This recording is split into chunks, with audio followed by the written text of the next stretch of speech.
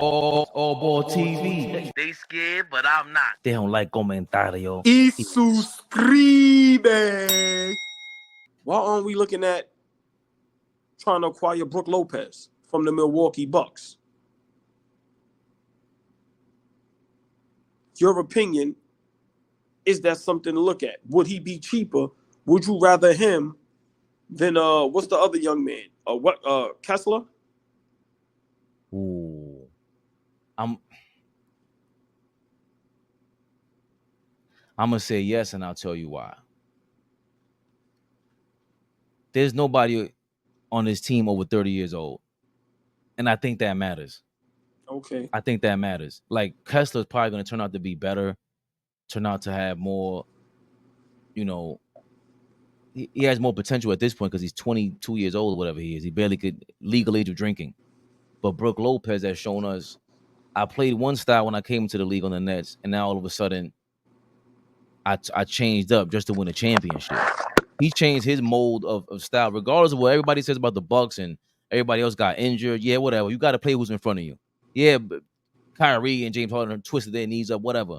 But Brook Lopez he talk about, you know how I say, all ball, if you show me you're getting better every year, I like that guy. And it stood out for us with Brook Lopez because it was in real time. We were seeing him shift from this just outside shooting or from the mid-range guy to outside shooting, became a way better defender.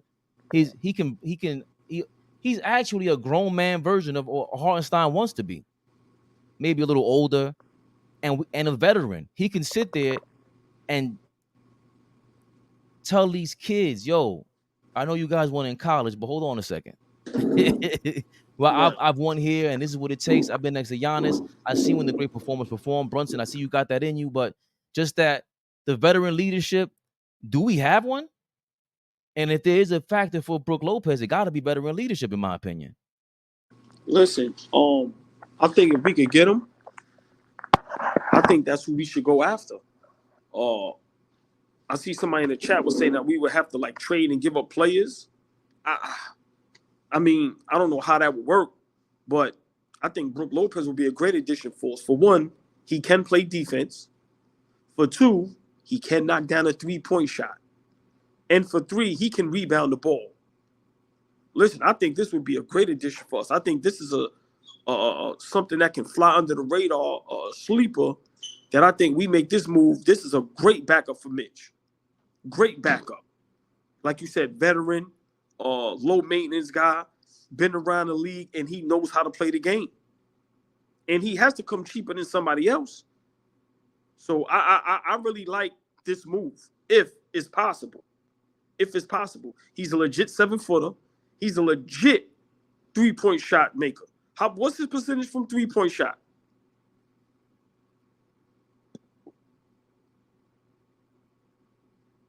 And he knocks down free throws. For his career, he's a 35% three-point shooter. He's not a great three-point shooter, but he can hit it because he's around league average. I think league average is 38%. Right. He's at 36% last year, almost 37, 37, 36. So he just recently started really shooting over 35% consistently. He had one year he shot 36.5% in 2018, 2019. But he's a threat. You just can't leave him open. And again, to your point, defensive player of the year candidate. He finished in the top in second 2 years ago when Triple J won. Right, exactly. And then 2 years ago was not that far. Right. I just think he's a little overrated defensively, him and Giannis. Because how you lose Drew Holiday and both of you guys just disappeared on a defensive end. Right. But it's not about him being great. It's just he can defend. Like, he's not a pushover. I'm not saying he can't have a 40-piece dropped on his top poles, but he's going to block shots and he knows how to defend. And once again, him being able to knock down that three-point shot and being able to spread the floor, to me, means a lot. And that's what we're missing when it comes to a big man. Remember, now when he comes in the game, you got to respect him from out there. And he's going to, even to be a threat to take the shot is what we need also. Remember, Mitch is not even going to attempt the shot. So it's like you ain't even got to worry about none of that. So for me, I think this is a move that, it can be very good and sneaky for us. And a lot of people is going to look at it and don't think it's going to make a difference. But like you said, a veteran guy, been around the league forever, knows the league, high IQ, low maintenance, and he's tough. He ain't no pushover, and he's a legit 7-footer, and he's a solid big 7-footer. He's not one of them little guys that you can push over. So I think this would be great for us if we can't get the young man Kessler. Yeah, and now that I think about it, and again, the experiences was winning me over more than anything else because Kessler's not experienced. There's a lot of things that he won't know what to do when it's time because it's just experience teaches you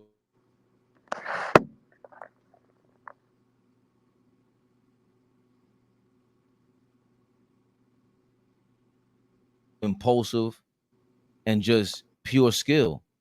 And so Brook Lopez, he's been there, done that. Like, I've seen this play before. Oh, they're gonna do this, and he's off of experience, muscle memory, and be like, "Up, here's the pass." Right, he has the And experience.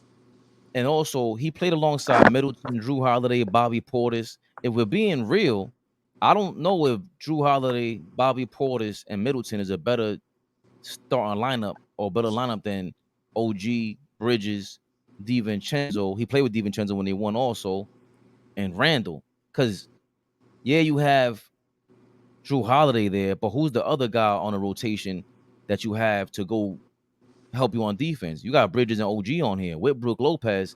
That's what he was missing when he lost Drew Holiday. As a matter of fact, now that I'm thinking about it, now you got defenders to help you out and get back into defensive player of the year mode. So, right. Damn, and yeah, and he's a light post threat. Like he'll put you on the post to where you're gonna have to bring somebody over the double team because he's gonna put a look on the post and he's gonna kick it out for the wide open shot. So for me, I think this would be great. This won't be the move that are like, oh, now they got Brook Lopez their championship. No, but this will definitely solve the backup center position for sure. The experience, he has it all. He has it all, and he plays.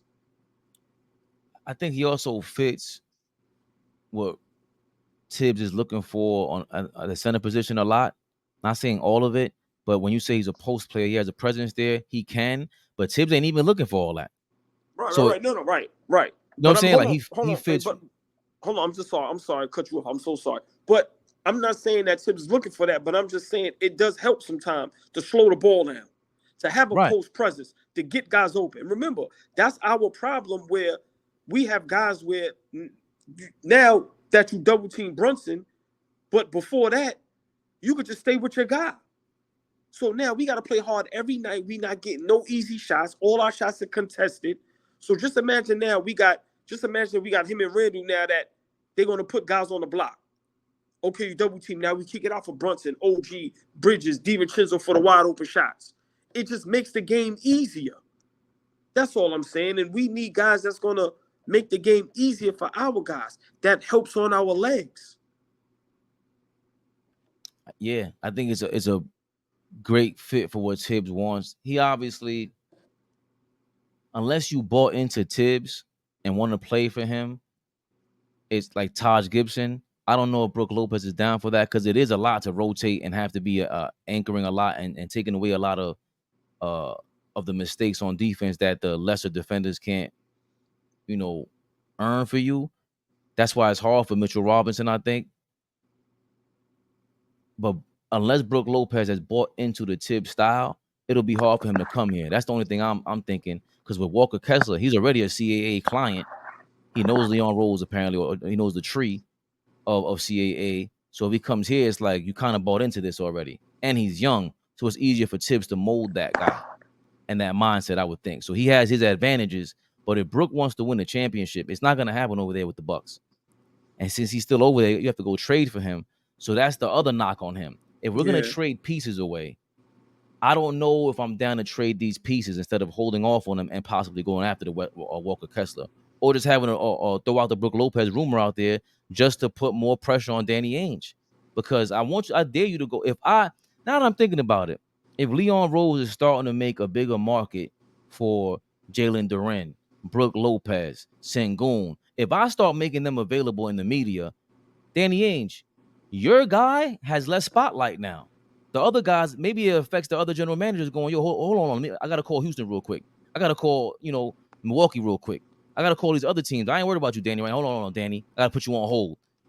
Leon Rose is getting the whole NBA to put Danny Ainge on hold right now. And I think more so than anything else, we need that rumor just for that. Put Scammy Ainge in his place. I love this. I love everything about entertaining it. Yeah, well, listen, man. Let's see. These are moves that, whether they rumors or not, I just love to talk about them. And this is what being a championship contending team is all about. Upgrading, finding the right moves to make, and just keeping those leaks from spilling out. You know how you get a leak and then you patch it up and then another leak? Remember, you got to keep patching them up. And that's what happened with Denver. They didn't patch up their leaks. That's what happened with Milwaukee. Didn't patch. A lot of these guys not going back to back. They're not even getting back to the finals. Boston patched up their leak. Oh, we're going to get Drew Holiday and we're going to get Porzingis. We're going to get rid of Josh Smart. We're going to upgrade Derek White. They patched up their leaks. And then what they do this season? Patch them up. We're going to bring all our guys back. So for us, the leak we have right now, it's no secret. We need a backup big man. We have to patch up that leak. Because there's no way in the world we're going to go into the season with just Mitchell Robinson and Precious Achiuwa. You cannot put that pressure on Precious all season. We need someone else just in case Mitch can't hold it down. That's why Hartenstein was so important and so vital to the lineup. Now Precious doesn't have that pressure on him to be the legit backup center. Nah, we need a legit backup center. Precious is the guy to back up that.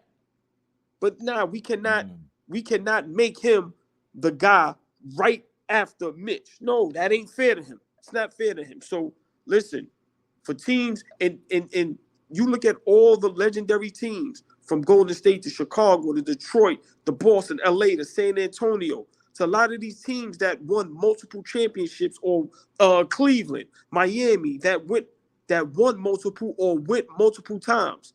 They always patch those leaks up. They either came back with the same team, or if they lost somebody, they replaced that person, or they added something, whether it was on the court or on the coaching staff, whatever it was. Got to patch up them leaks. We lost one. We leaking right now. Pause. Got to patch that up. We lost Hartenstein. Cool. We gotta patch that up. So for me, Brook, Kessler, whoever it is, Sengun, but we have to patch it up. I'm sorry, we have to. All ball TV. They scared, but I'm not. They don't like going